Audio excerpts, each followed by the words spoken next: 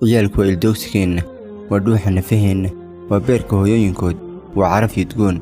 waxay ahaayeen qayb ka mid ah nolosha rasuulka. waxa uu la dhaqmi jiray sida uu la dhaqmo saxaabada waaweyn, yacni ma odhan jirin waa ciyaal ay maxay diinta u qabanayaan. ciyaalka qofkii ugu horreeyay muslim waxa uu ahaa cali bin abi daalib, allah ka raali noqdee. kaalmaha waaweyn ee diintan waxaa lahaa ciyaal caqli iyo biyo saliima lagu koriyey. waxaa ga maqan saxaabiga magaciisii. waxa uu nebiga u yimid isagoo ay seeftiisu ka weyn tahay oo uu dhulka jiidayo.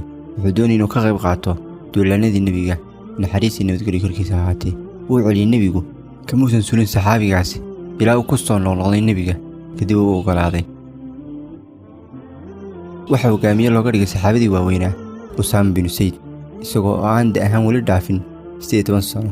xagguu ciidanka u kaxaynayaa roomaanka ayuu ku duulayaa. waxaa la sheegaa inuu cabdillaahi bin cabas ku sugnaa majlis ka mid a majaalista nebiga. waxa uu garabka ku hayay nebiga. majliska ama fadhiga waxaa ku sugnaa oo fadhiyey nebiga bidixdiisa culumo, hogaamiyaal, saxaabadii waaweynaa kala barhkood, kuwii xaadiray beder iyo uxud, sidoo kale macaarig kale oo badan. midigtana cabdillaahi binu cabbaas. sidii loo fadhiyey waxaa nebiga loo keenay weel caana ku jiraan. bisinku u qabtay, wuu cabbay, kadib wuxuu egay midigtiisa. sida edabtu ku dheehan tahay waa in weelka xagga midigta loo socodsiiyaa, laakiin saxaabada kale waxay nebiga ka sugayaan inuu weelka xagga bidix u dhaqaajiyo. rasuulku si yaro hoose ayuu ula hadlay cabdillaahi: haddaad u daysto odayaasha iyo saxaabada waaweyn ka warran. sida dadkeenna maaha ballanqaad beena iyo sida loo eriyo carruurta. sasabaad aan meel jirin, orda ciyaarka la ciyaar. nimanka weyn maxaad kaaga qabanaysaan? cabdillaahi da'aaddiisu way ka yar tahay dhammaan inta fadhida meeshaas. haddana nebigu wuxuu weydiisanayaa inuu u daysto ama uu idmo.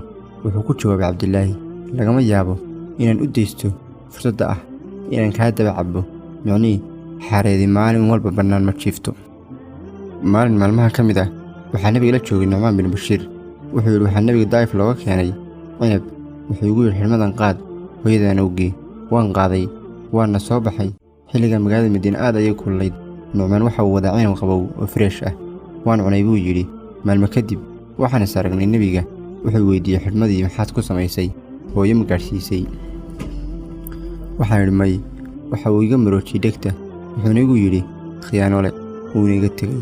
eeg hadda dadka hadda jooga hadduu inaynu waxu dhiibo uu meeshii gaadhsiin waayo, hadal dheer oo aad muxaadaro mooddo, canaan aan dhammaanayn.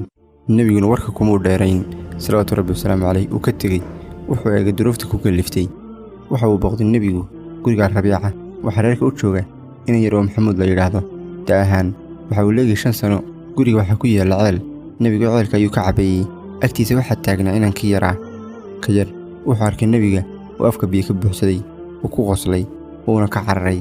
nebiguna wuu ka daba cararay. intuu qabtay ayuu biyo ku rusheeyey. subxaan allah. waxaannu ka hadlaynaa waa nebiga, hogaamiyihii ummaddan. wuxuu dareensiinayay in ciyaalkan yihiin wax jira oo nolosheenna qayb ka ah. sidoo kale maalin maalmaha ka mid waxaa dhacday nebiga oo u socda dan inuu soo qabsado ayaa arkay ciyaal. ciyaalkii waxa uu ka dhex eegay wiil yar oo la odhan jiray abu cumayr. ciyaalkii ayuu weydiiyey: mee abu cumayr? waxay ugu jawaabeen: waxaa ka dhintay shimbir uu lahaa. nebigii uu baxay xaggee? gurigii inanka yar. muxuu ka doonayaa? wuu u soo tacsiyeynayaa murugada shimbirkii ka dhintay ayuu la qaybsanayaa. nebigu albaabkii ayuu garaacay. waxaa albaab ka furay inankii yaraa. rasuulku wuu jilba jabsaday. abu cumayrow, maxaa ku dhacay shimbirkii yaraa? ayuu ku yidhi. ciyaalkaa yaryari waxay ogaayeen dhoolla caddaynta nebiga iyo ciyaarta uu la ciyaarayo inaan ahayn isdhaafin iyo qalbi dhis been ah. waxa uu rasuulku ku barbaarinayey korsiimo sax ah. waxa uu u diyaarinayey in ay noqdaan hogaamiyayaal ku adag gaalada, u jilicsan muslimiinta. ixtiraamka uu hayo nebigu xasan iyo xuseen mid ka mid ah ayaa nebiga oo sujuudsan dhabar ka fuulay. wuxuu ujinaya saxaabada. waxaa ku jira dad waaweyn, dad xanuunsanaya. nebigu waa uu sujuudsanaa ilaa uu ka degay.